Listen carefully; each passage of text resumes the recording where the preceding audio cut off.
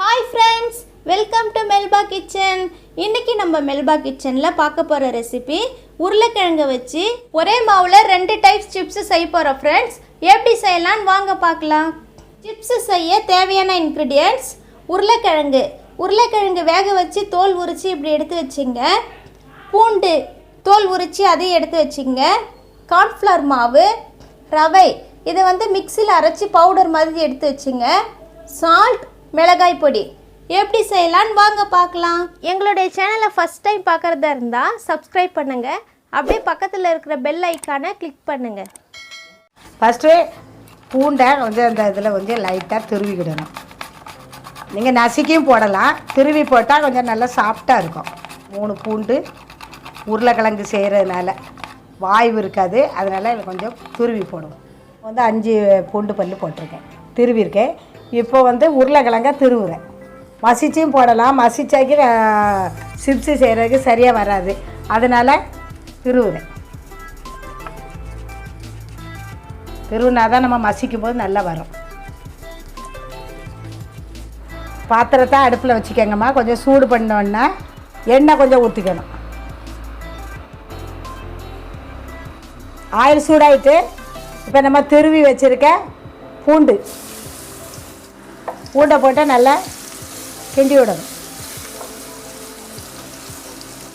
நல்லா வதங்கி வரும்போதுமா தண்ணி ஊற்றணும். நான் ரவை இந்த கப்புக்கு எடுத்திருக்கேன். நீங்கள் எந்த கப்புக்கு எடுக்கீங்களோ அதே அளவுக்கு 1 கப்புக்கு 1 கப்பு தண்ணி ஊற்றணும். நான் 1 கப்பு ரவை எடுத்திருக்கேன், இந்த 1 கப்புக்கு தண்ணி ஊற்றிருக்கேன். தண்ணி கொஞ்சம் நல்லா கொதிக்கணும். கொஞ்சம் உப்பு கொதிச்சு வரும்போது இந்த ரவையை போடணுமா, கொஞ்சம் கொஞ்சமாக போடணும், இல்லைன்னா மொத்தமாக போட்டால் கட்டி பிடிச்சிரும்.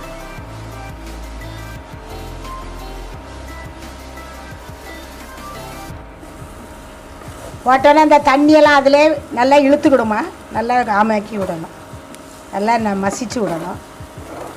இந்த டைமில் நம்ம மசிச்சு வச்சா உருளைக்கிழங்கு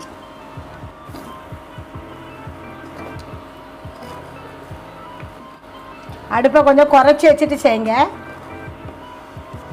இல்லை வெறும் மிளகாத்தூள் காரத்துக்கு போட்டு நல்லா மசிச்சு விடணும். 1 ஸ்பூன் போட்டு நல்லா மசிச்சு விடணும். இது போட்டோன்னு நல்லா மொறுமொறுப்பாக இருக்கும், அதுக்காக தான் இந்த மாவு போடுறது, கார்ன்ஃப்ளவர் மாவு. இதை இன்னும் நம்ம அப்படியே கொஞ்சம் நேரம் ஆற வச்சு பிசைவோம். நல்லா கிண்டி விட்டுட்டோம். ஒரு 10 நிமிஷம் ஆற வைப்போம். ஆற வச்சு சப்பாத்திக்கு பிசைகிறாப்பில் பிசையணும்.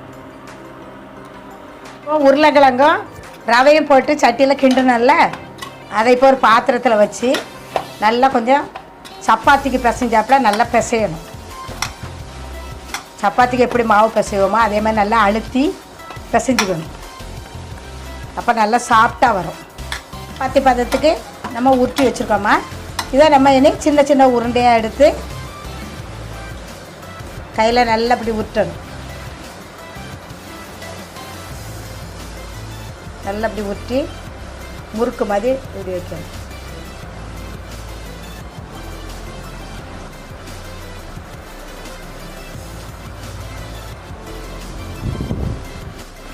இதே மாதிரி எல்லாத்தையும் பொடிசாக இப்படி பண்ணி நம்ம முறுக்கு மாதிரி இப்படி பண்ணிடுங்க. இப்படி பண்ணுங்க. இதே மாதிரி செய்து வச்சுக்கோங்கம்மா. உருண்டை பிடிச்சி இப்படி நல்லா ரிங்கு மாதிரி முறுக்கு மாதிரி பார்க்கறதுக்கு அழகாக இருக்கும்.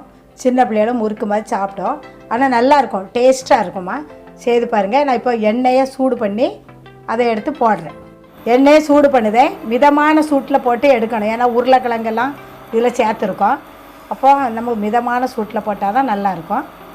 பார்க்க என்ன அழகாக முறுக்கு மாதிரி சிப்ஸு மாதிரின்னு அழகாக இருக்குது. நம்ம வீட்டிலே உடனடியாக செய்கிறது. நம்ம வீட்டில் இருக்க பொருளை சாப்பிட்றதுக்கு ரவை இருக்கும், உருளைக்கிழங்கு இருக்குது. எந்த பொருளும் நீங்கள் கடையில் போய் வாங்காண்டாம், பிள்ளைங்க கேட்ட உடனே செய்திடலாம், அழகாக இருக்கும். இப்போ நான் எண்ணெயில் போடுறேன். மிதமான சூட்டில் தான் போடணும். ரொம்ப தீ எரிஞ்சிச்சுன்னா கரிஞ்சிரும், வெளியே கரிஞ்சிரும், உள்ள முறுமுறுப்பு இருக்காது. நல்லா டேஸ்ட்டாக இருக்கும். ஈஸியான வேலை. பாருங்கம்மா, இந்த டைமில் எடுத்துடணும். பொன்னிறமாக வருது. தீயையும் கொஞ்சம் கம்மியாகவே வச்சுக்கோங்க, உருளைக்கிழங்கெல்லாம் போட்டிருக்கனால. கொஞ்சம் தண்ணியாக மாவு வைக்காதங்க, கட்டியாக வைங்க. தண்ணியாக வச்சிங்கன்னா வராது.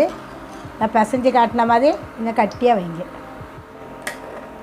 நம்ம முறுக்கு மாதிரி செய்தோமா, இது செகண்ட் ஆப்ஷன். அது உங்களுக்கு எப்படி கஷ்டமாக இருந்துச்சுன்னா அதே மாவில் கொஞ்சோண்டு மைதா மாவு போட்டு லேசாக பிசைஞ்சிட்டு சப்பாத்தி கல்லில் வச்சு உருட்டி சிப்ஸு மாதிரியும் செய்யலாம். அது எப்படி செய்யலாம்னு நான் உங்களுக்கு சொல்லித்தரேன்.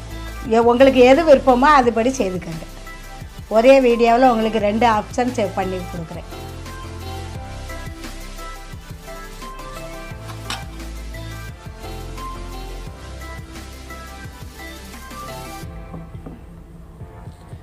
ரொம்ப நைஸாலாம் பண்ணாண்டா, கொஞ்சம் தடியாக இருந்தாலே போதும். ஏன்னா நம்ம உருளைக்கிழங்கெல்லாம் போட்டால் ரொம்ப நைஸாக எடுக்க முடியாது மாவில். இப்படியே மூடி எடுத்துக்கோங்கம்மா.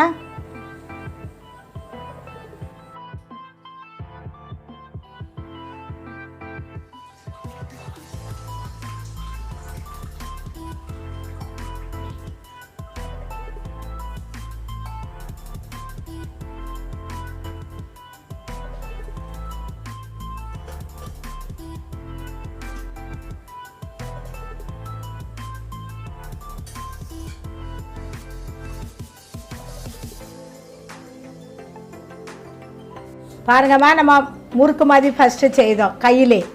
இதே சப்பாத்தி மாவில் 2வது உருட்டி இப்படியும் செய்யலாம். உங்களுக்கு எது விருப்பமோ அப்படி செய்யுங்க. இது நல்லா டேஸ்ட்டாக இருக்கும். எண்ணெய் காஞ்ச உடனே நான் போட்டு எடுக்கிறேன்.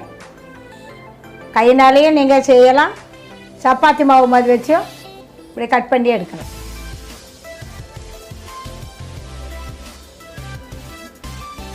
உங்களுக்கு எப்படி விருப்பமோ அப்படி செய்துக்கங்க. நீங்கள் உருட்டுமா கொஞ்சம் மைதா மாவு இதுக்கு சேர்த்துக்கணும். அப்போ தான் நம்மளுக்கு உருட்டி எடுக்க முடியும்.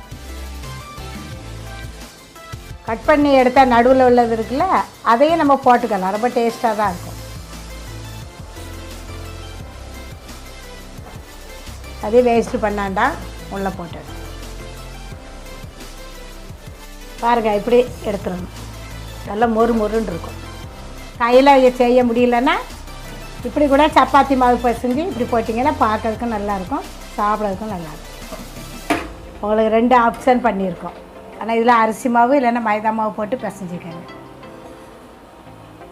பாருங்கள் ஃப்ரெண்ட்ஸ், நாங்கள் சிப்ஸ் செஞ்சு ரெடி பண்ணி வச்சுருக்கோம். நீங்களும் இது மாதிரி உங்கள் வீட்டில் ட்ரை பண்ணி பார்த்து கமெண்ட் பண்ணுங்கள்.